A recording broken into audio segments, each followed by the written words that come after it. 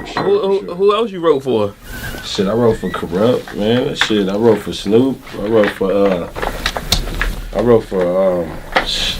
who else was in this bitch, man, back in those days when I was going writer credited. We all, you know what? We had like a writing camp. It was like me, Crooked Eye, it was Danny Boy and Ray J, and we would have a lot of artists come through. Ray J? Or whatever artist. Like Ray J. Yeah, Ray J. Like Moesha Ray J. Moesha Ray J was for over here fucking around. That's Yeah, right. Yeah, me and him. Came to the house. Yeah, that's my little nigga right there. Yeah, that's my little guy.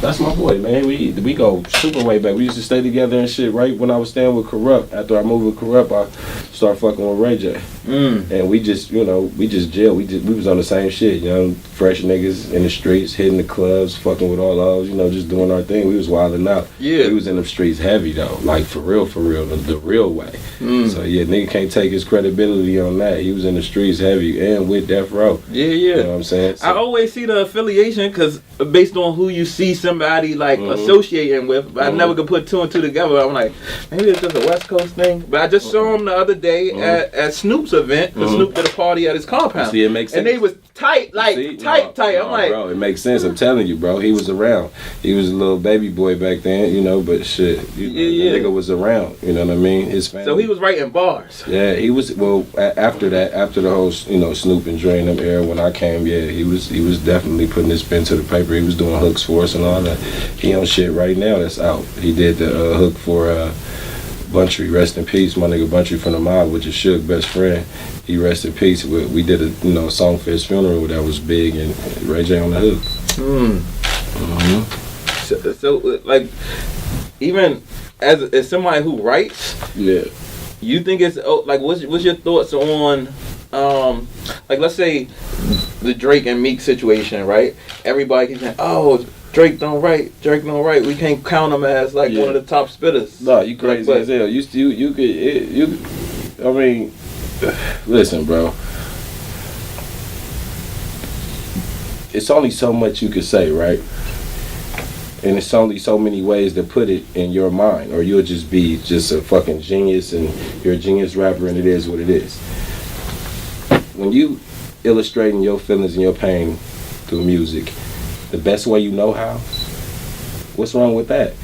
Somebody out there can relate to any fucking rapper, even if they garbage as fuck. It's gonna be somebody out there who don't even know rap that's gonna be like, yo, that's tight as fuck, that was cool. And you're gonna be like, yo, what the fuck is wrong with that? So it's your world. It's just, if that writer can coincide with how I feel, and bring it to life, and I like his flow and it match me, I will do it. Ain't nothing wrong with that. Hell yeah. No, I think so. I think a nigga deserve his crown because he still got to go back there and spit that shit. Yeah. The same way and all that. You feel me? Yeah. So don't take away from his creativity and say just because I agree. Because even like when you look at the dude that everybody was talking about, Quentin Miller. Yeah. I heard him spit on Funk Flex. Yeah, and it don't sound nothing like when Drake said. You know what I'm saying? Totally different. And that's my point. The delivery, that shit, how you get the message, like how it's received, and then I mean, when you go, especially the one thing I didn't like about that, if you go all the way back before So Far Gone, what's the cover that Drake was on when it was like fall in the background? Oh yeah, he's standing right there, like the little baby face. Yeah. I forgot the name of that mixtape. But I do remember. I don't think it's October. It's very young. It's like the first one. Yeah, it was the first one. It was like 07, 08. No, it was. I remember that. Like Red River was on it. That one? I can't remember. But I listened to. I know. I forgot the name of that tape. I listened to that tape all the time.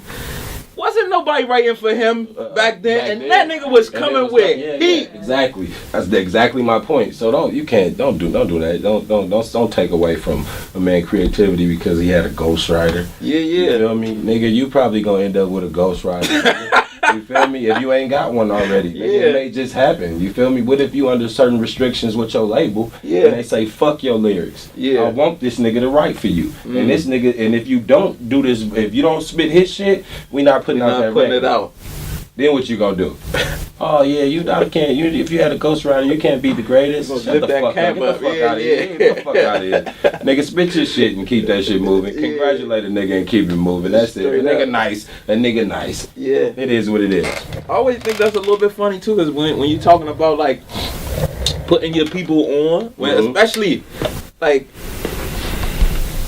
entertainment, music, sports in the black community, that's the number one export we have. So, you know what I'm saying? So that's the number one way, like highest paid revenue instantly, boom, millionaire right away. For real. So if I'm black and I find another dude that's doing this, and I could be like, yo, I got something for you. Just write me some shit. I spit it, whatever. Yeah. Here go 25,000. Boom. Yeah. Get your situation together. Yeah. All right. You can do it again. All right. Cool. Yeah. And now you just made a job for somebody. Yeah. What's wrong with that? It shouldn't be nothing to say. What the fuck is wrong with that? You feel me? It's simple-minded motherfuckers, bro. Yeah. Simple-minded motherfuckers. Because people go like, oh, you don't, how many people you put on, da-da-da. But don't stop somebody else's bag. It don't matter how you making this money. You straight already anyway. Like, come on, bro. You know, like, people who be having something to say about that, I always like, yo, why you care that much? You stopping this man's bag and giving it a bad rap. Yeah. Versus saying, like... That's what you call envy. Yeah, because, when niggas do shit like that, man, it's, you know, it's got to be a way that they was brought up to where they don't know how to just congratulate and help the next, you know what I'm saying? It's just, they so caught up into them.